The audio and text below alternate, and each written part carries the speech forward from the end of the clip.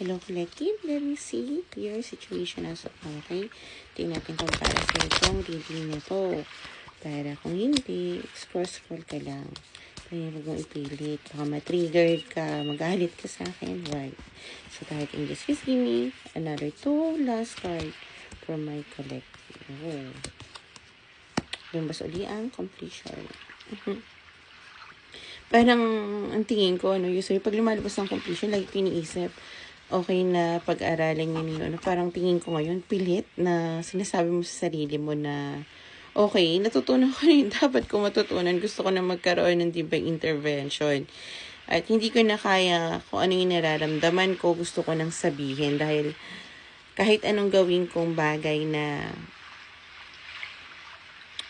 kalimutan, yung gusto kong kalimutan, hindi ko pa makita kasi kung is love situation. Umiinom ako, nagsusugal ako. Oops, I'm not promoting that. Pero yung ganun yung way mo para maano yung nararamdaman mo, okay? So, yun, yung overall current situation mo. So, tingnan natin anong bagay ba yung gusto ng collective kong gawin sa buhay. Okay? Anong gusto ng aking collective na gawin sa Boy Tarot Angels? Please give me 3 cards para maunawaan ko kung bakit gusto niya ng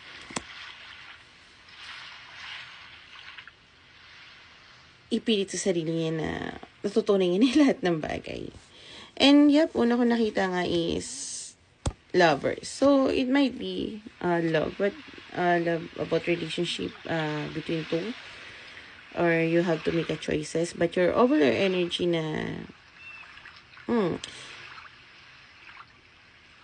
So, yeah. Gusto mo mag-give and take sa isang tao. Sitwasyon na dati ikaw lang yung nagbibigay. Or dahil sa dating situation mo before, ewan ko ha, parang ito yung istorya mo. Ikaw yung nagbibigay before. Tapos may nakilala kang tao na nagbibigay, inisip naman parang yun yung kahinaan niya. Kasi yun yung kahinaan mo before. So, nag-take advantage ka doon. Okay? So, parang ang taon to dati, parang pinapakita mo, nandito ako para sa'yo. Parang niloko mo lang. Okay?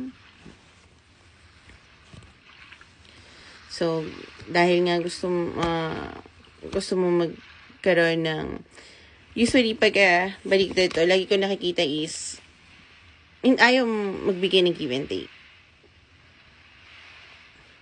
Pero this time, dahil nga pagka nakaganto, parang ang tingin ko kasi kaya ako nasabi yun na isa sa inyo at ikaw dati, ganun kay, napagbigay kay. Kaso yun nga, naloko ka. So, yung nangyari na yun, ginawa mo sa ibang tao. Dahil, ikaw nga, nahirapan ka makaalis sa cycle na ganun.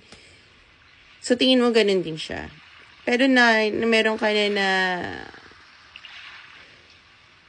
ito yung gusto mong matutunan na I think hindi mo pa natutunan. Pero pinipilit mo na natutunan mo na, okay?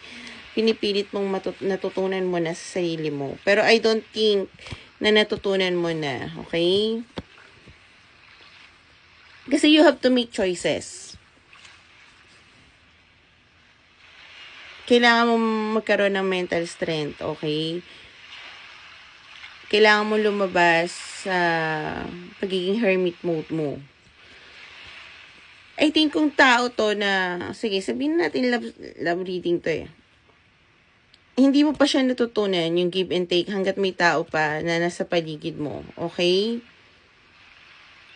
Kahit nasabihin mo nasaktan ka na at gusto mo sabihin sa taong to, gusto mo mag-rush in na sabihin na ito yung naramdaman ko, mahal kita, handa na ako mag-give and take. Ikaw lang talaga, wala na. Okay? Hindi ko kaya mawala ka. Number 6 might be resonate, okay? Gemini, Libra, Sagittarius might be resonate. Pero hanggat hindi ka nagkakaroon ng choice, nabihira ko makita to sa lovers na choice to, dahil ang nakikita ko ito yung parang divine partner. Hindi kayo magiging okay. Kahit sabihin mo, hindi, o-offer ako pala naman bilang kaibigan, tapos let's see what's happening. Tingin ko lang kung mag-offer ka ng pagiging pagkaibigan dito sa taon to na gusto mo, may mangyayaring hindi maganda. And that would be your karma. Kayong dalawa, magiging karma. So, kung gusto mo magkaroon ng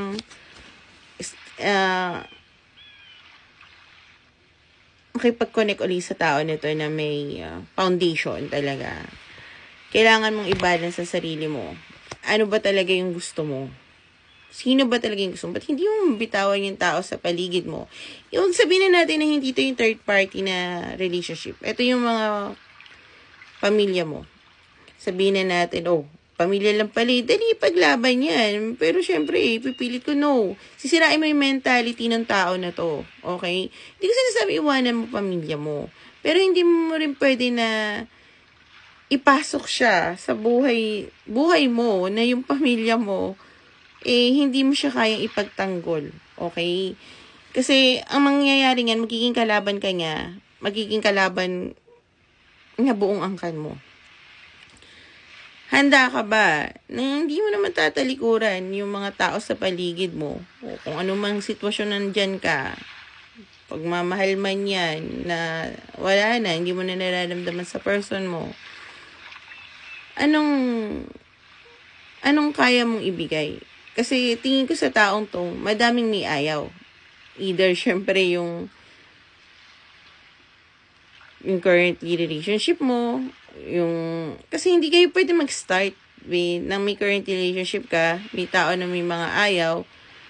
Hindi ko naman sinabi na pilitin mo magustuhan, pero ang sinasabi ko, piliin mo ikaw. Kasi kung halimbawa, hindi pipilit kita, papakilala kita kay mama, kasi eto to kasi magugustuhan ka nila, kasi kilala kita, hindi. Nakita mo yung mga ibang relationship na sobrang thankful ako doon sa mga ganong palabas na talagang pinapakita nila yung totoo. Kasi ganun talaga. You have to choose yourself para magkaroon ka ng way dun sa tao na yon. Mapapasok mo siya sa buhay mo. Okay? Ngayon, kung marami kang baggage, maraming tao na makakasakit sa damdamin niya na hindi mo rin naman kayang marinig yun, pero hindi mo rin kaya pagtanggol. Wala. Sinasaktan mo ang sarili mo at lalong tinatanggalan mo siya ng path niya para sa kanya. Ngayon, kung kaya mong piliin ang sarili mo, hindi talikuran, pero piliin ang sarili mo dahil alam mo yung gusto mo, alam mo yung gusto mong makuha, then go. Okay? Pero wag mo siya ipapasok sa maling sitwasyon dahil tingin ko, lalo na kung pinili niya yung sarili niya, kayang buhay na wala ka, baka tuloy na mawala sa yung taon to pagka pumasok ka ulit. Yun lang yung sasabihin ko. So, tingnan naman natin payo ng guides mo, Bea. Hindi naman kita tinitrigger. Sinasabi ko lang yung totoo. May mga tarot reader na sasabihin na gusto nyo marinig. Pero ako hindi. Libre na nga ito So, sasabihin ko yung totoo sa'yo. Kasi para sa ito. Hindi to para sa akin.